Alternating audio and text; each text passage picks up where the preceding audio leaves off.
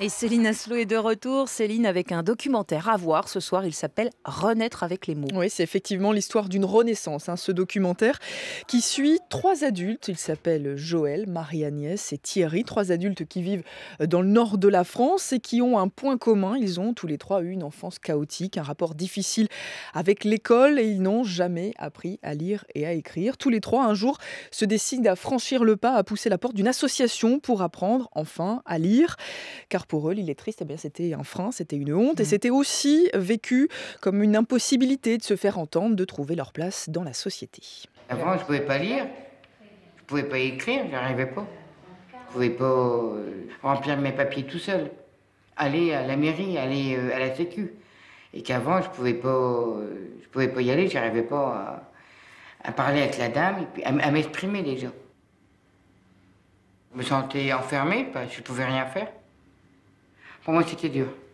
Et le réalisateur de Renaître avec les mots est avec nous. Bonjour Philippe Lanier. Bonjour. Comment avez-vous réussi à convaincre ces trois adultes à témoigner devant votre caméra ? Je crois qu'il y a deux raisons à cela. D'abord, je crois que ce sont des personnes qui ont voulu briser le tabou de l'illettrisme. Ils ont voulu parler, ils ont voulu témoigner pour les autres, pour ceux qui connaissent encore, qui sont encore en situation d'illettrisme. Et puis la deuxième raison, c'est qu'en fait, quand on a été aussi longtemps humilié, marginalisé, stigmatisé, quand on tend un micro, quand on donne la possibilité de s'exprimer publiquement, et pour peu qu'on ait un petit peu de confiance en soi, on saisit l'occasion. D'ailleurs, Joël, elle a un terme très fort dans l'extrait qu'on vient d'entendre. Elle dit « j'étais enfermée ». Donc l'idée, c'est vraiment de pousser la porte, lire et écrire. C'est pas simplement un changement pratique dans leur vie. On voit que ça ouvre beaucoup, beaucoup de portes. Complètement. En fait, dans ce film, on a voulu raconter l'histoire d'une métamorphose, d'une transformation, d'un passage d'un monde à l'autre.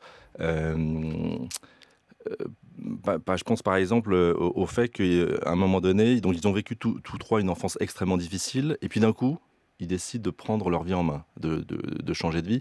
Et c'est ce chemin sur la quête du bonheur qu'on a voulu raconter.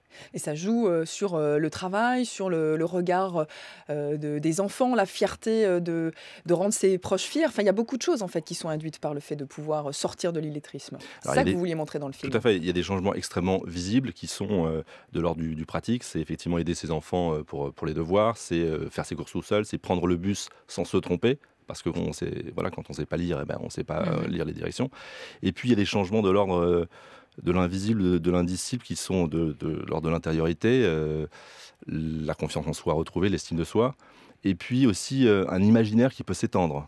Je pense par exemple au fait que Marie-Agnès racontait qu'aujourd'hui, elle a des rêves qu'elle n'avait pas avant, et notamment, elle rêve qu'elle est chercheur, scientifique, ou elle rêve qu'elle a une voiture et qu'elle peut amener ses enfants à l'école ou en vacances alors qu'elle n'a pas le permis de Oui, ça conduire. lui ouvre un champ des possibles, même dans son imaginaire.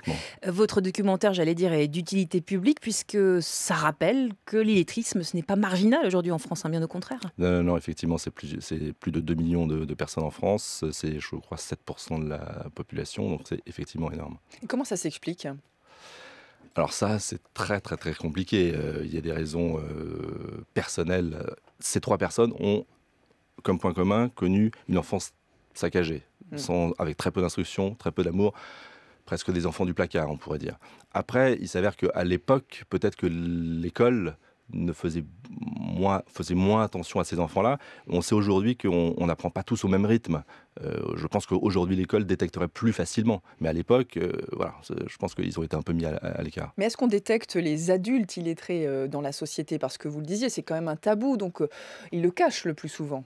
Le plus souvent, ils le cachent. Et justement, pour passer, pour frapper à la porte d'une association, il faut un courage immense, en fait.